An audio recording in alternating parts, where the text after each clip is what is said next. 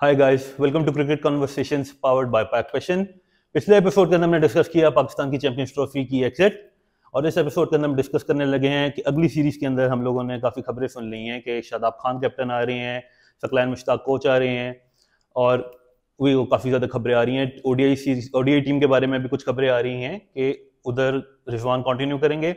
तो मेरे साथ हमेशा की तरह मौजूद हैं एजाज भाई अस्सलाम वालेकुम। वालेकुम अस्सलाम। शादाब खान के बारे में खबरें आ रही हैं कि वो हमारे T20 के कैप्टन आ रहे हैं, और how do you take this news?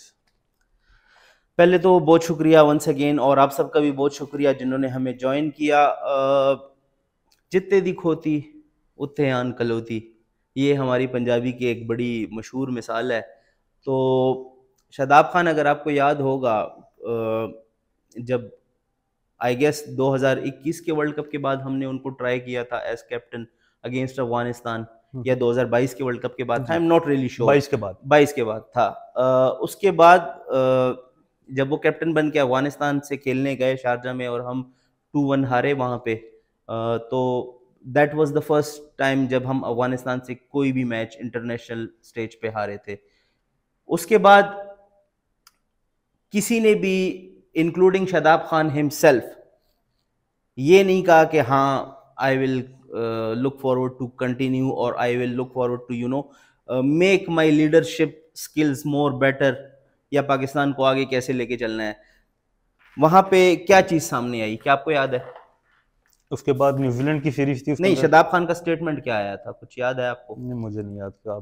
Shadab Khan का स्टेटमेंट आया था कि अब बादशाह जो था वो बाबर आजम है, और हम लोग तो वैसे ही वजीर हैं, और अब आप लोगों को पता चल गया होगा कि उनकी क्या वैल्यू है, हम लोग अफगानिस्तान से भी हार गए हैं।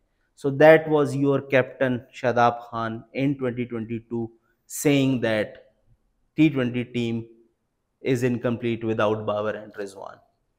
सो अब मेरा सवाल ये है कि अब अचानक से शादाब खान ने ऐसा क्या कर दिया है कि हमेशा हमारा जो वाइस कैप्टन होता है वो बाईपास हो जाता है, और बाहर से आके कोई और कैप्टन बन जाता है। सो ये जो खबरें आ रही हैं, अब मैं ये इस चीज़ से मैं डिसएग्री नहीं करता कि शादाब खान को आप T20 का कैप्टन ना बनाएं। आई थिंक शायद अगर अब अभी आपके पास कोई चॉइस है सबसे अच्छी, तो वो शायद शादाब खान ही है। लेकिन जो मसला हमेशा से रहा है वो प्रोसेस का मसला है।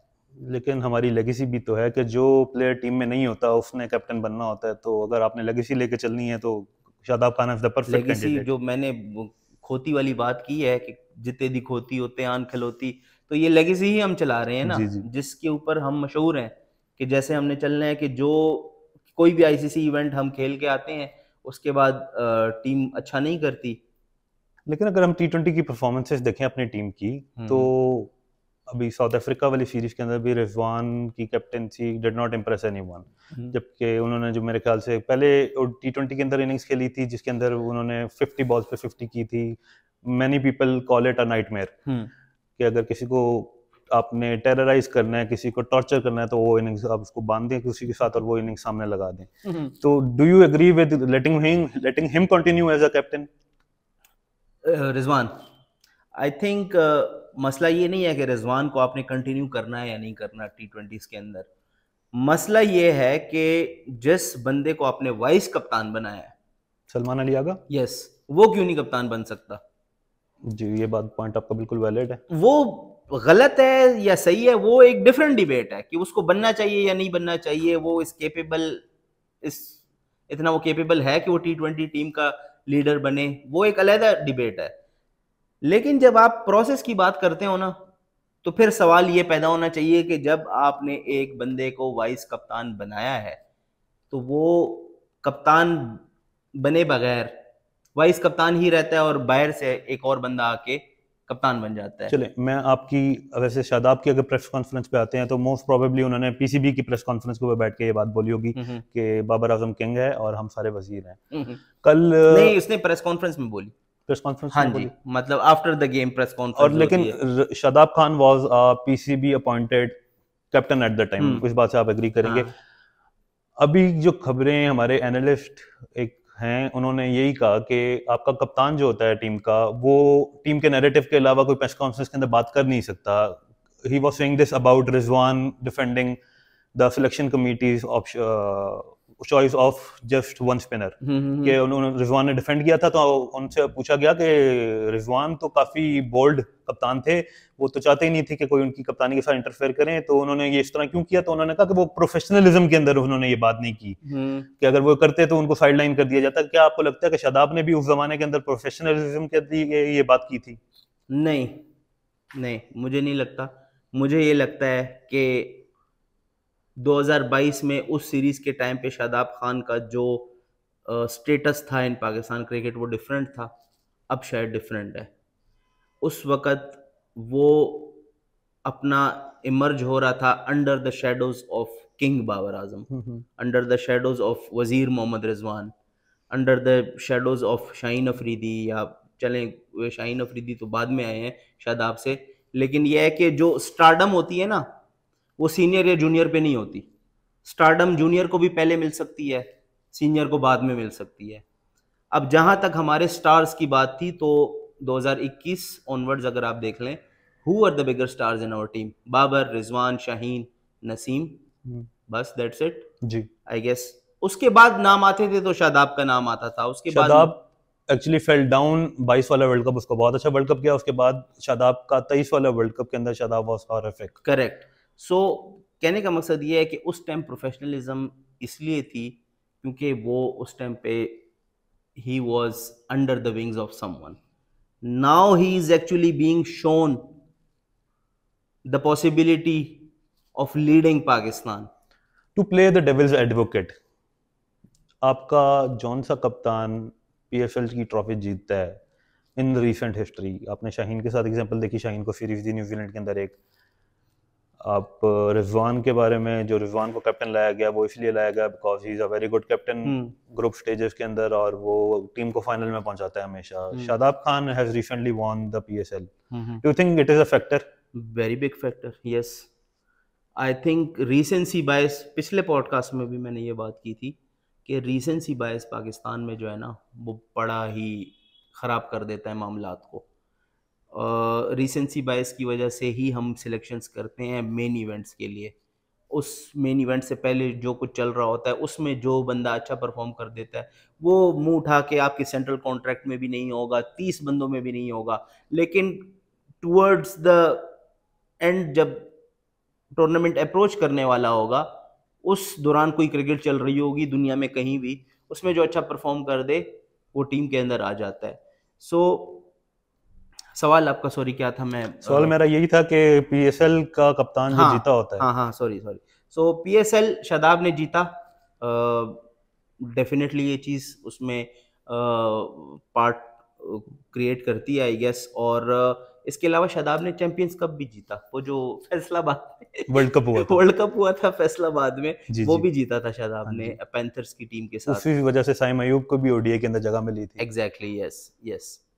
और इमाद वसीम को भी उसी पीएसएल की बदौलत आप यूएसए लेके गए थे। आप आमिर को लेके गए थे उसी पीएसएल में अच्छी परफॉर्मेंस के ऊपर। और इसके अलावा जिन लोगों का एक्चुअली में बनता था जाना वो नहीं गए, बट जिनका नहीं बनता था वो चले गए।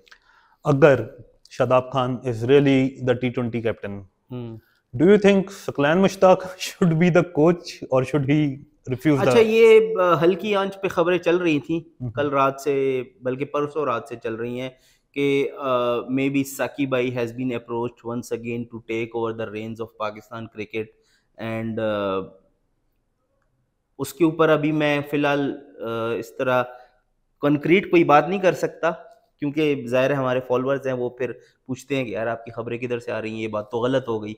सो अभी हम उसके ऊपर कुछ नहीं आपको बता सकते कि साकिब भाई का कुछ सीन इन हुआ या नहीं हुआ, बट ये है कि आई गेस आकिब जावेद अभी कंटिन्यू कर रहे हैं न्यूजीलैंड टूर के लिए।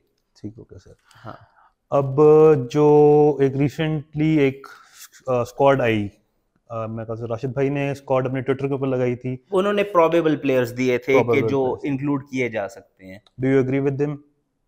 यार I agree with a few of the names. जिन नामों के साथ मैं एग्री नहीं करता वो आई गेस उनमें से हसन नवाज होंगे, ख्वाजा नाफे होंगे। I think it's too early for both of them to be included in the Pakistan side. I think अभी तो उन्होंने शायद शाहीन्स का भी कोई मैच नहीं खेला। एग्जैक्टली। सो ये मसला है ना, देखो जब हमारा डिजास्टर आता है तो फिर डिजास्टर के ऊपर दूसरा डिजास्टर करने में हम माहिर होते हैं। सो ये दूसरा डिजास्टर जो ऊपर से हम करने जा रहे हैं ना, कि हसन नवाज को खिला दो, ख्वाजा नाफे को खिला दो, अरफात मिनास को डायरेक्ट डायरेक्ट ओडीआई में भी डाल दो, उसमें भी डाल दो, इसमें भी डाल दो, हर जगह डाल दो। सो आई थिंक बड़ा इंटरेस्टिंग होगा कि न्यूजीलैंड के लिए कौन से लड़के सिलेक्ट होते हैं। बट अगर आप मुझसे पूछें तो जिन लड़कों का वाकई में चांस बनना चाहिए, T20 की मैं बात कर रहा हूँ सिर्फ, ओडीआईस के अंदर आई डोंट थिंक सो इतनी ज़्यादा चेंजेस ये करेंगे। बट स्टिल अगर T20 साइड आपने एटलीस्ट नहीं बनानी है ना, तो उसमें दो लड़के मैं आपको बताऊंगा जिनका ज़रूरी है सिलेक्ट होना। वो इसलिए क्योंकि एज एन ओपनर उनका जो स्ट्राइक रेट है वो पिछले कुछ सालों में पाकिस्तान का सबसे बेहतर है, और वो है उस्मान खान। उस्मान खान को डेफिनेटली सिलेक्ट होना चाहिए as an opener. As an opener, but as an opener क्योंकि उसका एज एन ओपनर जो स्ट्राइक रेट है वो अबव 150 है। ठीक है। दूसरे नंबर पे जो लड़का है वो है यासिर खान। यासिर खान ने अपनी गेम बेतहाशा इम्प्रूव की है। उसने पाकिस्तान शाहीन्स का भी अभी टूर्नामेंट खेला, एशिया कप खेला। अगर रमनदीप सिंह का वो कैच इतना आउट क्लास कैच ना हो जाता तो पाकिस्तान इंडिया वाला मैच यासिर खान ले गया था। वो बड़ा ही मज़ेदार उस मैच में बैटिंग कर रहा था, और उसकी पावर हिटिंग भी काफ़ी अच्छी है, तगड़ा प्लेयर है, और क्या कहते हैं, दिलेर है, डरता नहीं है। मास सदाकत, मास सदाकत इज समवन जो कि अगेन 140 के ऊपर के स्ट्राइक रेट से खेलता है एज एन ओपनर, और एक्सपीरियंस भी काफ़ी है। बहुत यंग है लेकिन बहुत यंग एज में माशाल्लाह से बहुत ज़्यादा क्रिकेट खेल चुका है वो, डोमेस्टिक की और पाकिस्तान शाहीन्स की भी। सो वो एक ऐसा लड़का है जिसको पेशावर ज़ल्मी ने पिक भी किया है इमर्जिंग कैटेगरी में। तो आई थिंक वो एक ऐसा लड़का है जो कि आप सिलेक्ट कर सकते हैं। आई डोंट नो कि किस बेसिस के ऊपर हसन नवाज और ख्वाजा नाफे और बाकी कुछ लड़कों की बात हो रही है, but I have nothing against them, लेकिन आई थिंक इनजस्टिस होगा ये बाकी लड़कों के साथ जो साला साल डोमेस्टिक खेलते आ रहे हैं और परफॉर्मेंस भी दी है। अब पिछले पॉडकास्ट के अंदर भी हमने बात की थी इस बारे में कि हमारा जो बायलैटरल होता है उसको हम लोग बहुत सीरियसली लेते हैं। इफ हम लोग एक यंग स्क्वाड भेजते हैं दोबारा से न्यूजीलैंड के अंदर और वो यंग स्क्वाड दोबारा से परफॉर्म नहीं करती, फैन आउटरीच जो होगा, जो कि आपको भी पता है और मुझे भी पता है कि फैन आउटरीच होगा, लोग बातें करेंगे, लोग अगर हम लोग सीरीज हार जाएंगे तो कहेंगे कि बाबर को वापस लाओ, वो किंग है, रिजवान को वापस लाओ, उसके बड़े अच्छे नंबर्स हैं, शाहीन को आप नहीं लेके गए। इफ सपोज कि हम लोग इनको नहीं लेके जाते और हम लोग सारा स्क्वाड यंग स्क्वाड भेजते हैं, तो पिछले पॉडकास्ट के अंदर मैंने बात की थी कि वो जस्टिफाइड होगा कि नहीं होगा फैंस आउटरीच।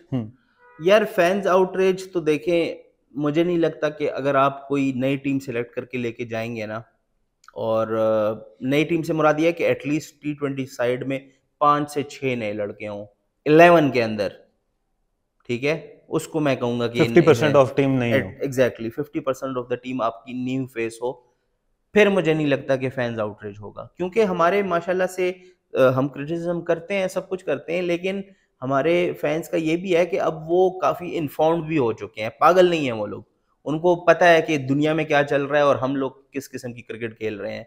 सो अगर हमारी तरफ से एक जेन्युइन कोशिश होगी ना, मैनेजमेंट की तरफ से, पीसीबी की तरफ से, अगर एक जेन्युइन कोशिश की जाएगी एक नई टीम T20 की फियरलेस अप्रोच के साथ बनाने वाली, तो आई थिंक अगर वो हार भी जाएंगे ना तो फैंस उनको अप्रिशिएट ही करेंगे। सो हम लोग रिकैप नहीं देखेंगे अफगानिस्तान वाली सीरीज हारने का, आउटरीच का? नहीं, रिकैप तो आप बिल्कुल देख सकते हैं, ऐसा नहीं है कि रिकैप आप नहीं देख सकते। T20 is a game of very small margin, और आप न्यूजीलैंड के अंदर खेल रहे हैं, आप ये भी देखें उनका होम ग्राउंड होगा, और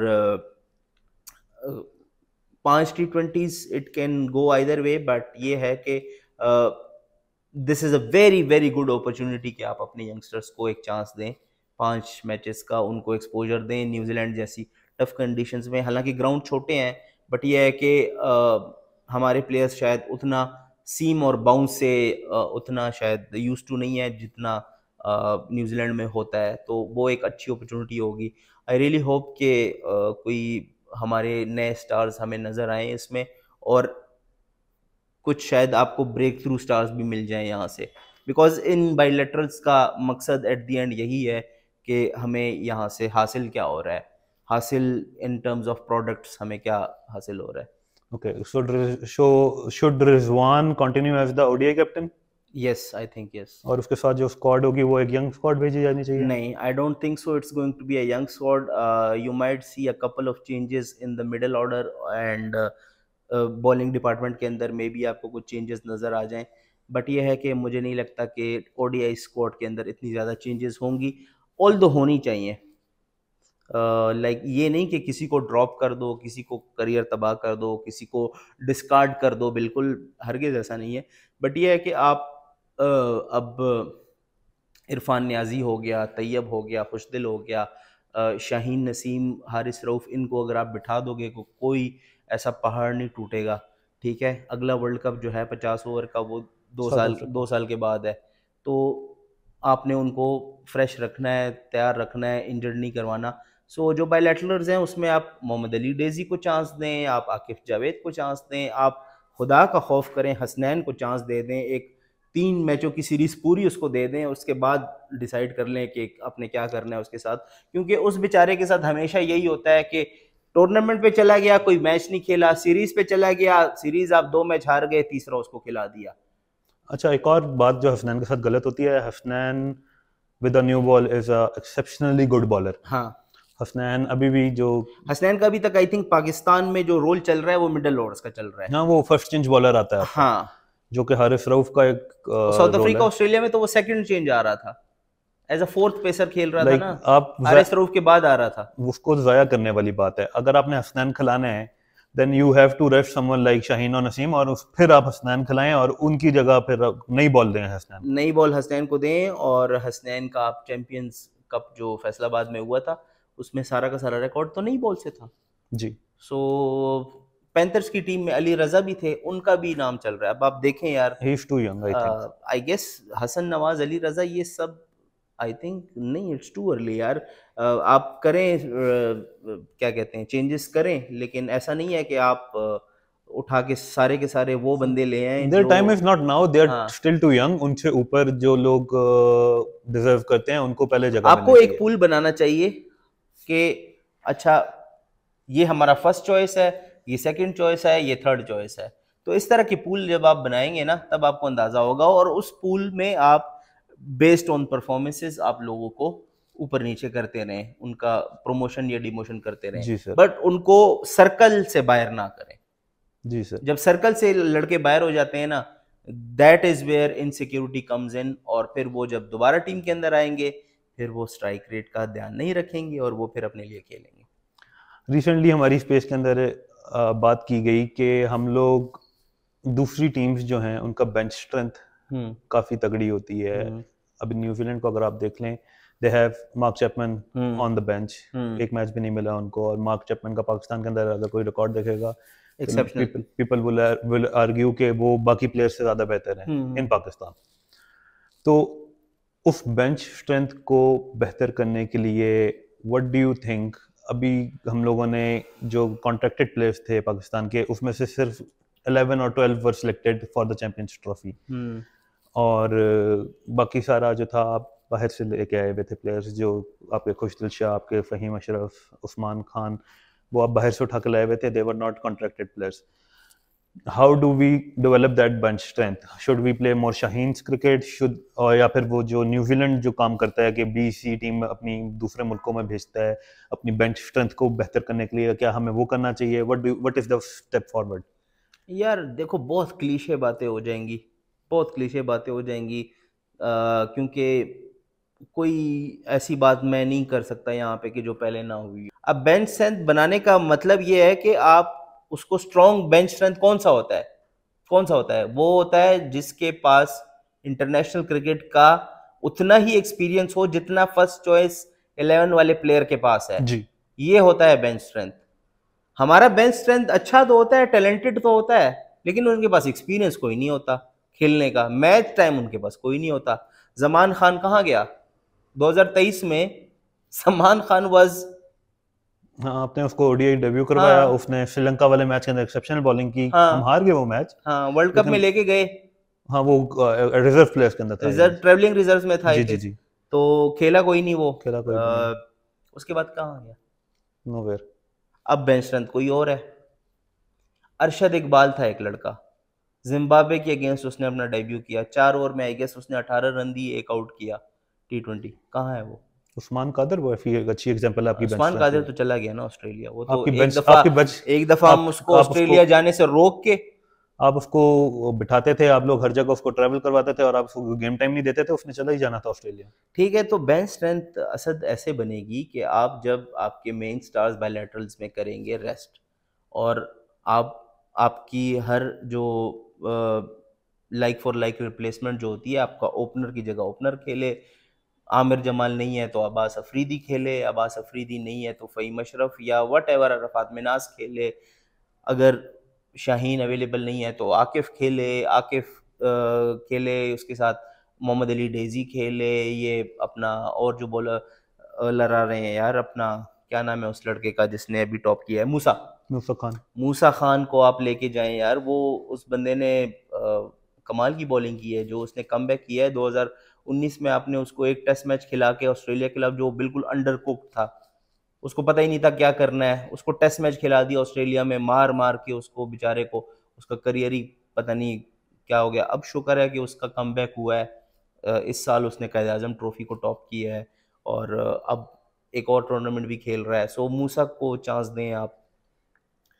इस तरह हम करेंगे बेंच स्ट्रेंथ को मजबूत, के हम एक्चुअली खिलाना पड़ेगा उन लड़कों को जो कि सिर्फ ट्रेवल करते हैं। अबरार की बड़ी मशहूर मिसाल है यार, अबरार 2 साल से तो बेंच पे ही था। जी, आप उसको ट्राई किया और उसने जगह बना ली जगह है। बना लिया हाँ, उसने। सुफियान मुकीम को डेब्यू शुड बी करवाया ऑन द आपने, कार्ड्स, शुड बी आपने ऑन द उसको कार्ड्स। डेब्यू करवाया और आपने उसको लेके नहीं गया, तो ही should be on that plane to New Zealand. हाँ हाँ, ऑब्वियसली ऑब्वियसली इरफान खान नियाजी, 100%। इरफान खान नियाजी तो ऑब्वियसली अब तो आएगा।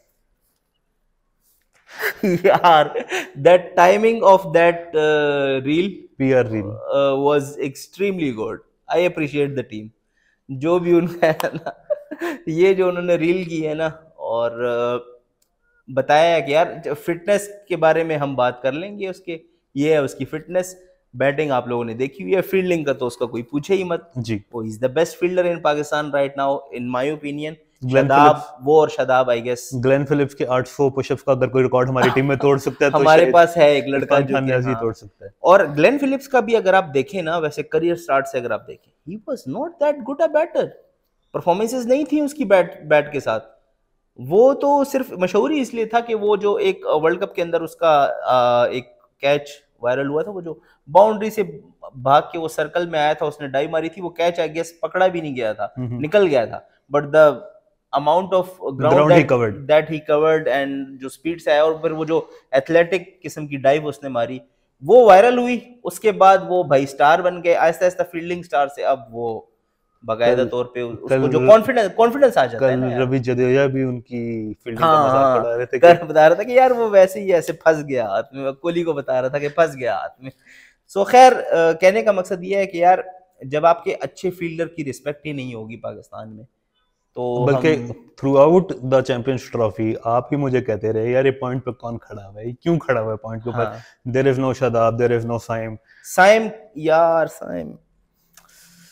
साइम इतना जबरदस्त फील्डिंग करना शुरू हो गया था पॉइंट के अंदर, ऐसे तेज तेज कैचेस पकड़ने लग गया था और बड़ी आसानी से। सो अल्लाह साइम को जल्दी से एहतियाब करें, क्योंकि हम बहुत ज़्यादा मिस कर रहे हैं उसको। और आई गेस हमारा साइम अगर फिट हो जाता न्यूजीलैंड के लिए, तो एक ओपनर तो हमारा वो हो जाता। अब चूंकि फ़खर भी इंजर्ड है और साइम का भी अभी कोई पता नहीं है, लग नहीं रहा कि वो वापस आ रहे हैं। There were news about Hasibullah being injured. Is he fit now?